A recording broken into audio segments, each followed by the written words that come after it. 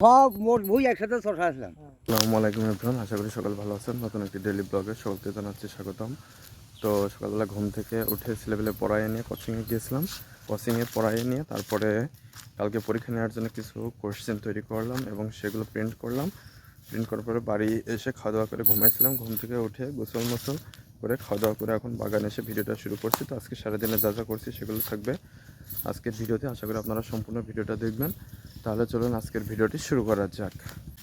তো এখন যাব জালিয়াপাড়ায় পড়াইতে। চলে আসলাম রাস্তার দিকে। তো আজকে বাতাস ছিল, প্রচণ্ড গরম পড়ছে। তো যাই, আগে জালিয়াপাড়ায় পড়ে আসি, তারপরে কোচিংয়ে চলে যাব।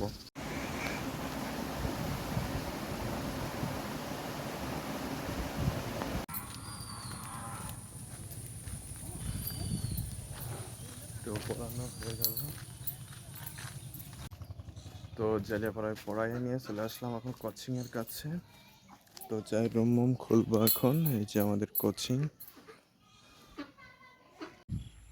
তো কোচিংয়ে পড়ানো শেষ করে হাঁটতে হাঁটতে চলে আসলাম এই যে আমাদের রামচন্দ্রপুর কপির মাঠে। তো এই কপির মাঠে আমাদের এখন ফুলকপি এবং অনেকেই নানান ধরনের কপি, যেমন পাতাকপি, ফুলকপি, ওলকপি, এইগুলো চাষ করবে। তো তারা সেগুলো লাগাচ্ছে, এই যে বেডে চারাগুলো দেওয়া হয়।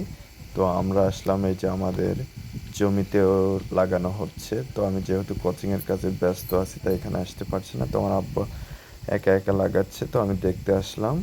তো এটা দেখে তারপরে হাঁটতে হাঁটতে আবার চলে যাব। তো আজকের ভিডিওটি এ পর্যন্ত রাখছি। ধন্যবাদ সবাইকে।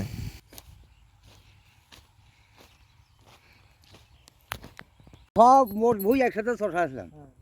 চষাই ওরা আমার ভাইরা বেড মেড টেনে তেলে না রুল মত কফিন থাকলে হ্যাঁ তা কালকে দুটার এলে আমি